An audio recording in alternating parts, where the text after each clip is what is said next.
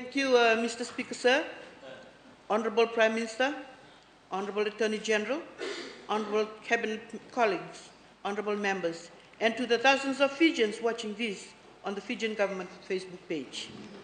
Thank you, Mr. Speaker, sir. I rise to fully support the revised 2021-2022 Fijian national budget.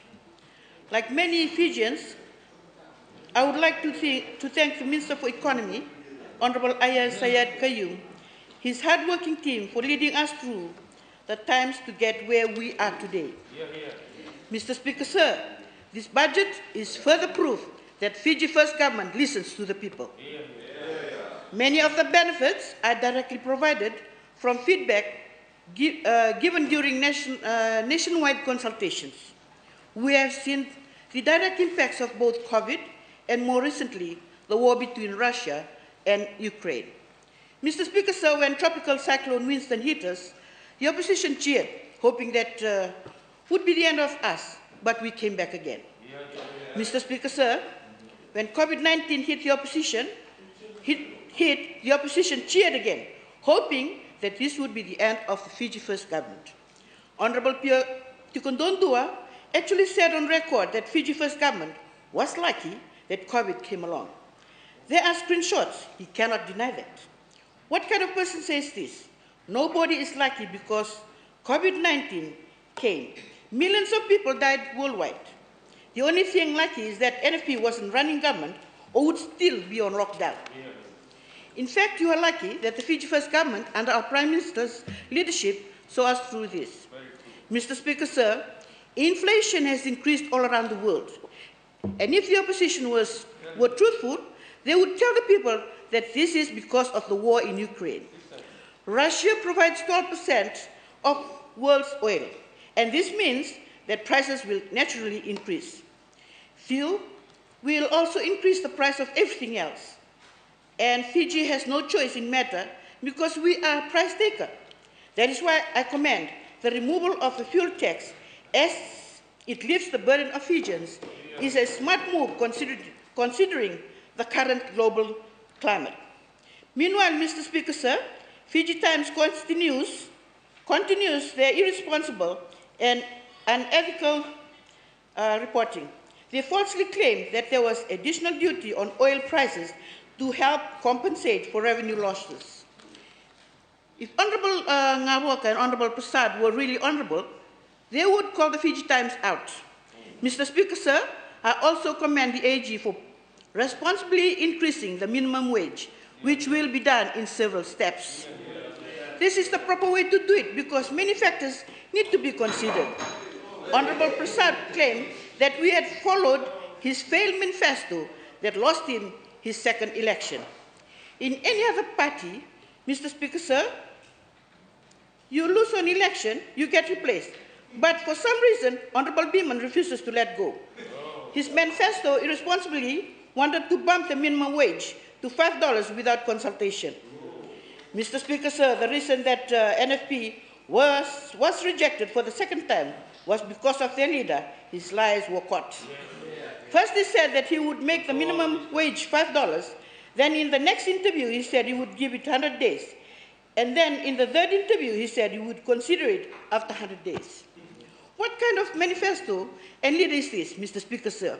We all know that the true leader of NFP is Rambuka. Mr. Speaker, sir, I am a cane farmer. When elites like Honorable Beeman Prasad said that minimum wage should be $5, it scares me, farmers like me. How will we pay our workers? The truth is, Honorable Prasad, Honorable Ngawoka, and Rambuka will never understand cane farmers like us. These people don't understand that you can't just grab a random number of the air, out of the air. It has to be done progressively. We cannot raise the minimum wage at all at once, as some opposition MPs suggest. Instead, we must increase it slowly over a year. If minimum wage is increased all at once, prices for everything from bread to clothes will skyrocket. The Fijian government has acted prudently to keep domestic inflation low and imported inflation as controlled as possible. What the opposition wants to do would undo over 15 years of hard work and progress overnight. The minimum wage increase will, by January next year, ensure that all workers on minimum wage receive $50 more every week for the same amount of work. This government is also taking actual steps to assist cane farmers through fertilizer subsidies and many other incentives, which really helps because of the global shortage of fertilizer. For those farmers who are looking to plant other crops but are afraid of losing their lease, through the alternative lease options for sugarcane growers, farmers, government will be stepping in. $500,000 is allocated to support cane growers who is looking to convert their sugarcane leases to agricultural leases to plant other crops or even for 99-year residential lease. What a wonderful initiative. That again shows the Fiji First government is committed to leaving no one behind. Mr. Speaker, sir, I'm proud to be part of the government that provides free GPs, medicine, 24-hour open-heart surgery in I-Taukei, and soon dental. This is practically unheard of in other more developed countries. This budget gives us everything from free medicine to open-heart surgeries. What else does the opposition want? Despite being a small Pacific Island nation, we are able to afford these services through prudent and smart management of the government's resources and our economy, and work to remove the unnecessary bureaucracy that prevents talented doctors from being able to practice their own.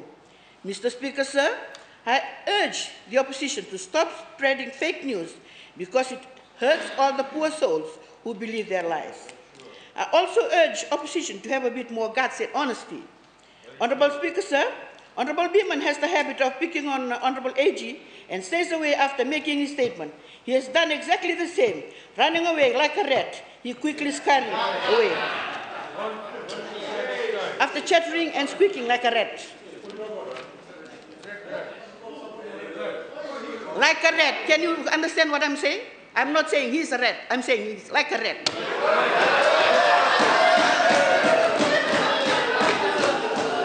Members,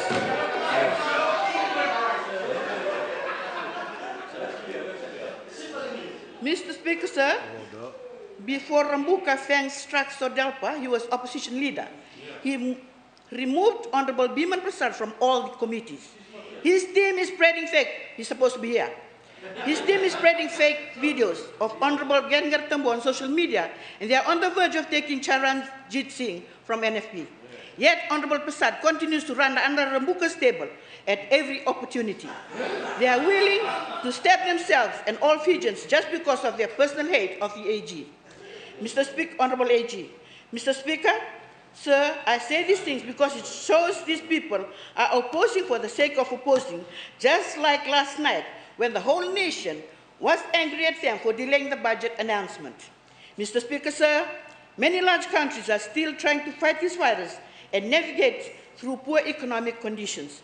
I am proud to be part of the government that looks at the smart solutions for their people and do not just put ideas and numbers out of thin air. We are focused on recovery because we owe it to our people. Once again, Mr. Speaker, sir, I fully support the revised 2021-2022 national budget, and I hereby declare it a budget that will help Fiji recover. Thank you, Honorable Speaker.